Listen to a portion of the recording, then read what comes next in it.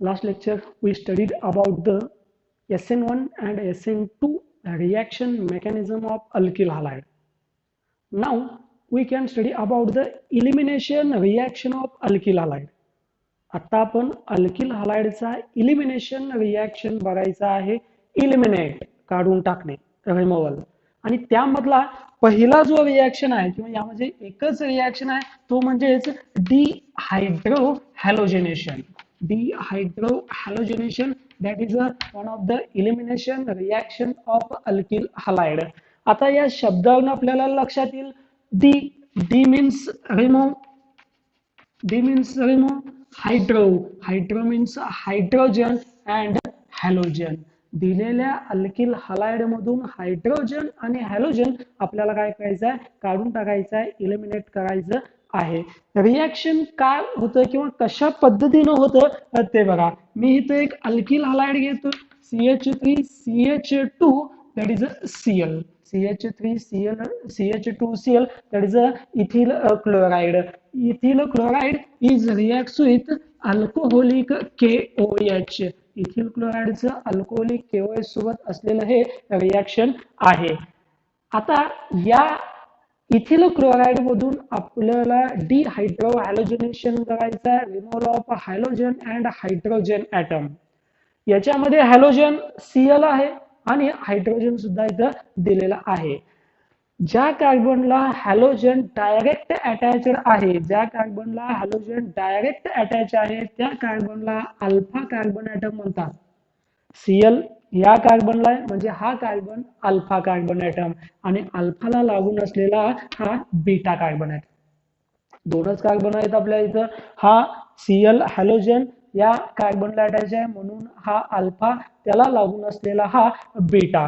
मग याच्यामधून आपल्याला लॉस काय करायचा आहे, रिमूव्ह काय करायचा आहे. रिमूव्ह बघा, फ्रॉम अल्फा कार्बन ॲटम मधून हॅलोजन लॉस होईल आणि बीटा कार्बन ॲटम मधून हायड्रोजन लॉस होईल. The hydrogen atom is removed by the beta carbon atom, hence it is also called as a beta elimination reaction. आणि म्हणून याला beta elimination reaction असं सुद्धा म्हणतात, because hydrogen, that is proton, is removed, lost by the beta carbon atom. मग reaction मध्ये होतं काय बघा, हा Cl अल्फा कार्बनचा Cl आणि बीटा कार्बनचा हा हायड्रोजन इलिमिनेट होणार आहे.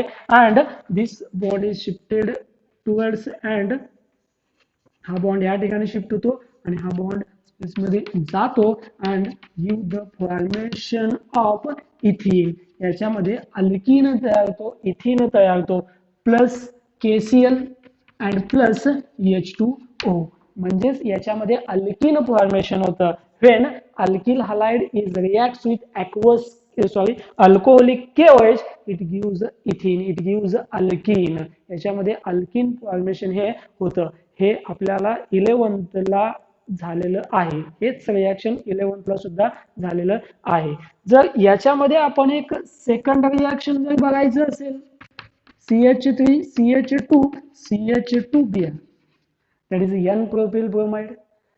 N-propyl bromide is reacts with alcoholic KOH. याचा रिॲक्शन जर अल्कोहोलिक KOH सोबत केला तर याच्यामध्ये हा जो आहे तो हा alpha carbon atom, halogen attach असलेला जो कार्बन आहे तो अल्फा, त्याला लागून असलेला हा बीटा, बीटाचा हायड्रोजन आणि अल्फाचा हॅलोजन. इथं लिहिलेला आहे अल्फा कार्बन ॲटमचा हॅलोजन, बीटा कार्बन ॲटमचा हॅलोजन हे निघून जातं आणि त्या ठिकाणी अल्फा बीटा मध्ये डबल बॉन्ड येतो. म्हणजे हा बॉन्ड इथं शिफ्ट होईल, हा बॉन्ड KBr म्हणून जाईल. म्हणजे तयार जो होईल तो तयार झालेला जो कंपाऊंड आहे तो म्हणजेच propene, that is a propene formation. हा याच्यामध्ये काय झालेला आहे, प्रोपीन फॉर्मेशन झालेला, प्लस याच्यामध्ये KBr असेल अँड प्लस H2. इथं ब्रोमाइडचा अल्कोहोलिक KOH सोबत रिॲक्शन केला, हिटिंग केला, तर याच्यामध्ये प्रोपीन तयार झालेला आहे, याच्यामध्ये अल्किन फॉर्मेशन होतं. That is the dehydro halogenation of alkyl halide. Alkyl हलाइडचं हे डिहायड्रो हॅलोजिनेशन. आता याच्यापेक्षाही याच्यामध्ये एक दुसरा रिॲक्शन आहे किंवा थोडं डिफरंट टाईप याच्यामध्ये आपल्याला सांगता येतो. म्हणजेच ऍज अ एक्झाम्पल, याच्यामध्ये जर एक्झाम्पल म्हणून आपण घेतलं तर दॅट इज अ 2-chloro-butene. हा जो आहे तो 2-chloro-butene. याचं आपल्याला जेव्हा डिहायड्रो हॅलोजिनेशन करायचं असेल त्यावेळी मात्र कशा पद्धतीनं रिॲक्शन होतं बघा. अल्कोहोलिक KOH सोबत आपण जर रिॲक्शन केला, मगाशी ज्या पद्धतीनं सांगितलं, ज्या कार्बनला हॅलोजन डायरेक्ट अटॅच आहे Cl या कार्बनला अटॅच आहे, that is a alpha carbon atom. हा अल्फा कार्बन ॲटम आणि अल्फाला लागून असलेला हा बीटा, पण या अल्फाला हा सुद्धा कार्बन ॲटम आहे, म्हणजे याला सुद्धा आपण बीटा म्हणू शकतो. या स्ट्रक्चर मध्ये 2 बीटा आहेत. मगाशी दोन्ही एक्झाम्पल बघा, एक एक बीटा होता, एक बीटा कार्बन ॲटम होतं, पण इथं मात्र कसे आहेत, 2 बीटा कार्बन याच्यामध्ये आहेत. एका बीटाला आपण B1 म्हणू, दुसऱ्या बीटासाठी आपण B2 अशा पद्धतीनं म्हणू. मग रिॲक्शन कोणत्या पद्धतीनं होतं बघा, याच्यामध्ये 2 प्रोडक्ट्स येतील. जेव्हा 2 बीटा असतील तेव्हा 2 प्रोडक्ट्स याच्यामध्ये येतील. आता आपण जे इलिमिनेशन करणार ते अल्फा आणि बीटा 1. हा अल्फाचा Cl आणि बीटा 1 चा काय येणार आहे H. हा हायड्रोजन यातला आणि हा Cl इलिमिनेट होऊन अल्फा आणि बीटा 1 मध्ये डबल बॉन्ड येणार आहे. मग अल्फा आणि बीटा 1 मध्ये जर डबल बॉन्ड आला तर येणारा जो प्रोडक्ट आहे तो येणारा प्रोडक्ट या पद्धतीनं येईल, KBr प्लस H2O. तयार काय झालेला आहे, दॅट इज अ ब्यूट 1ENE. इथं जो अल्किन तयार होतो तो ब्यूट 1ENE, कारण की इथं आपल्याला डबल बॉन्ड आलेला आहे. जर याचाच सेकंड प्रोडक्ट जर बघायचा झाला अल्फा आणि बीटा 2 साठी, अल्फाचा हॅलोजन बीटा 2 चा हायड्रोजन जर गेला तर इथं डबल बॉन्ड येणार आहे, कारण की इथला हायड्रोजन आणि इथला हॅलोजन आणि इथला तो अल्फाचा काय जाणार आहे, बीटाचा हायड्रोजन जाणार आहे, अल्फाचा हॅलोजन जाणार आहे आणि या अल्फा आणि बीटा 2 मध्ये डबल बॉन्ड येणार आहे. जर अल्फा आणि बीटा 2 मध्ये डबल बॉन्ड आला तर येणारा जो काही अल्किन असेल तो या फॉर्मॅट मध्ये येईल, प्लस KBr आहे तसा पुढे असेल, प्लस H2O आणि इथं जो अल्किन तयार झालेला आहे तो ब्यूट 2ENE. एकच अल्किल हलाइड आहे 2-chloro-butane. त्याचं अल्कोहोलिक KOH सोबत रिॲक्शन केल्यानंतर 2 टाईपचे अल्किन तयार झाले, एक ब्यूट 1ENE, एक ब्यूट 2ENE. या दोन्हीपैकी एक प्रोडक्ट हा करेक्ट असेल आणि तो करेक्ट असणाऱ्या प्रोडक्ट साठी इथे एक रूल सांगितलेला आहे, तो म्हणजे सेट-झेप रूल. सेट-झेप रूल अत्यंत महत्वाचा असेल. हे आपल्याला 11th ला सुद्धा थोडक्यात झालेलं आहे. सेट-झेप रूल काय सांगितलेलं आहे बघा. Saytzeff rule, in dehydro halogenation the preferred product of alkene which has a greater number of alkyl group attach to carbon carbon double bond.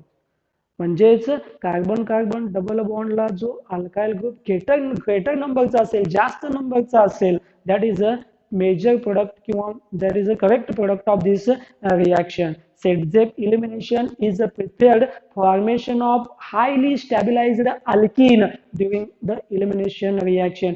Elimination होताना हायली स्टॅबिलाइज्ड अल्किन जो तयार होईल तोच हा काय असेल, मेजर प्रोडक्ट असेल. That is a Saytzeff rule. किंवा एकदम सोप्या भाषेत जर सांगायचं झालं, when 2 beta carbon is present in alkyl halide, जेव्हा अल्किल हलाइड मध्ये 2 बीटा असतात, देन त्या बीटा कार्बन मधून हायड्रोजन जाईल ज्या बीटाला कमीत कमी हायड्रोजन आहेत.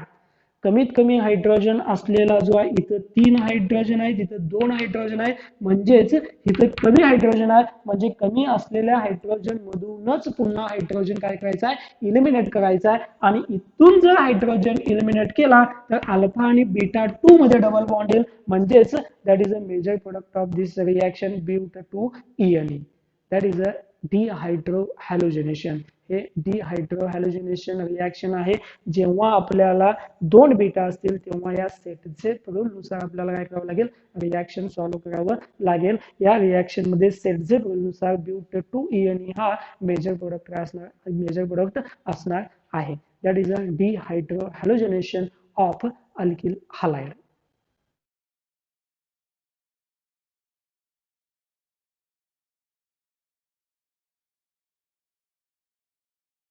The next alkyl halide reaction is reaction with active metals. आपल्याला अल्किल हालाइडचं रिएक्शन ऍक्टिव्ह मेटल सोबत करायचं आहे. इथं दोन आपल्याला मेटल सोबत अल्किल हालाइडचं रिएक्शन दिलेला आहे. त्यामध्ये जो पहिला आहे तो रिएक्शन विथ मॅग्नेशियम मेटल. आपल्याला पहिल्यांदा जे आहे ते मॅग्नेशियम मेटल सोबत रिएक्शन दिलेला आहे. रिएक्शन काय दिलेला आहे बघा. When alkyl halide is reacts with magnesium metal in the presence of dry ether as a solvent, it gives alkyl magnesium halide. It gives alkyl magnesium halide.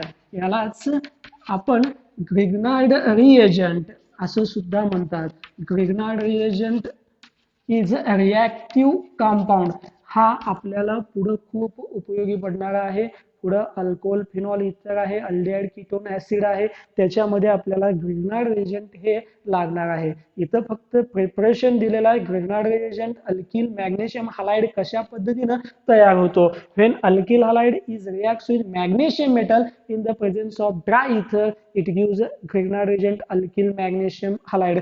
दुसरे example जर आपण जनरल बघायचं झालं CH3Br मिथिल ब्रोमाइड घेतलेला आहे plus magnesium metal in the presence of dry इथर, then it gives methyl magnesium bromide. That is a Grignard reagent. Also example of Grignard reagent. That is a C2H5Cl plus EMG. Ethyl chloride plus EMG. When ethyl chloride is reacts with magnesium metal in the presence of dry ether as a solvent, it gives ethyl magnesium chloride. Ethyl magnesium chloride. या पद्धतीने आपल्याला alkyl halide आणि magnesium मेटलचं reaction केल्यानंतर हा Grignard reagent जो अत्यंत पुढे आपल्याला जास्तीत जास्त रिएक्शन मध्ये येईल ग्रिग्नार्ड रिएजंट, त्याचा जो general formula RMgX alkyl magnesium halide ह्या आपल्याला पुढे जास्त लागणार आहे. पुढचे जे चॅप्टर्स आहेत रिएक्शनचे त्याच्यामध्ये ग्रिग्नार्ड रिएजंट असेल. इथं फक्त अल्किल हालाइड आणि मॅग्नेशियम मेटलचं रिएक्शन दिलंय आणि त्याच्यापासून तो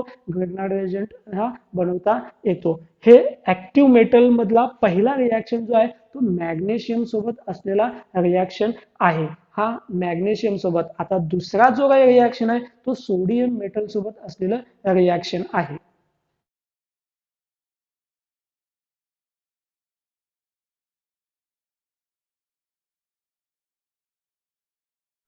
पहिला होता तो मॅग्नेशियम मेटल सोबत. आता जो सेकंड आहे तो म्हणजे सोडियम मेटल सोबत रिएक्शन. अल्किल हालाइडचं सोडियम मेटल सोबत असलेलं रिएक्शन. मी जनरल रिएक्शन लिहितोय. Alkyl halide is reacts with sodium metal. here two molecules of alkyl halide. Two molecules of alkyl halide is reacts with sodium metal in the presence of dry ether as a solvent. याच्यामध्ये सुद्धा आपल्याला dry इथर हा use करावा लागणार आहे. It gives corresponding alkane. याच्यामध्ये जो आहे तो अल्केन तयार होतो. अल्केन कशा पद्धतीने तयार होतो बघा. हा दोन हॅलोजन आणि हा Na सोडियम हालाइड याच्यामधून इलिमिनेट होतं. इथं बॅलन्सिंग करण्यासाठी आपल्याला काय करावं लागेल 2NaEX हा फॉर्मेशन ऑफ अल्केन. अल्केन तयार झालेलं आहे. When alkyl halide is reacts with sodium metal in the presence of dry ether, it gives alkane. मी आता याच मधला दुसरा एक एक्झाम्पल येतोय. CH3Cl घेतलेला आहे plus 2Na plus Cl CH3. Two molecules of methyl chloride घेतलेला आहे in the presence of dry इथर. सेम रिएक्शन वरती जनरल रिएक्शन आपण लिहिलेला आहे. सेम त्याच पद्धतीनं 2NaCl एलिमेंट होईल. CH3 single bond CH3 single bond CH3 that is a ethane plus 2NaCl. Ethane formation याच्यामध्ये झालेलं आहे. पुढं C2H5Cl प्लस 2Na डायरेक्ट मी रिएक्शन घेतोय. C2H5Cl that is ethyl chloride. When ethyl chloride is reacts with sodium metal in the presence of dry ether, it gives याच्यामध्ये C2H5 C2H5, that is C2H5, C2H5 plus 2NaCl. Here is the formation of butane. Reaction मध्ये बघितला alkane तयार झालेला आहे. इथं घेताना आपण methyl chloride घेतलेला आहे, इथिल क्लोराइड घेतलेला आहे, पुढे प्रोपिल घेऊ शकतो, ब्युटिल घेऊ शकतो. पण या रिएक्शनचं एक कॅरेक्टर, एक प्रॉपर्टी, इथं तयार झालेले अल्केन बघा, only those alkane can be prepared in this reaction.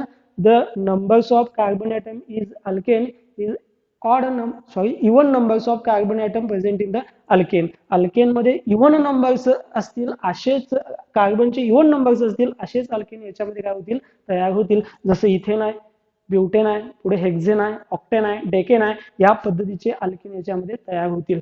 पण जेव्हा आपण अल्किल हॅलाइड घेताना मिक्सचर घेतो, to different alkyl halide.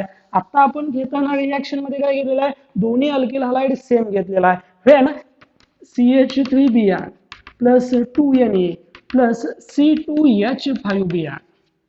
Methyl bromide and ethyl bromide, दोन डिफरंट अल्किल हॅलाइड आता घेतलेला आहे. मगाशी जे एक्झाम्पल पाहिले त्या एक्झाम्पल मध्ये अल्किल हॅलाइड सेम होते, पण इथं मात्र अल्किल हॅलाइड काय डिफरंट आहेत. आणि इन द प्रेझेन्स ऑफ ट्रायइथर अशा पद्धतीने जर आपण रिएक्शन केलं, it gives mixture of alkane. इथं इथेन तयार होऊ शकतो, इथं प्रोपेन तयार होऊ शकतो, किंवा इथं ब्युटेन सुद्धा तयार होऊ शकतो. म्हणजेच इथेन असेल, प्रोपेन असेल, butane, that is a mixture of alkane. इथं अल्केनचा मिक्सचर सुद्धा तयार होऊ शकतो. That is the reaction with sodium metal.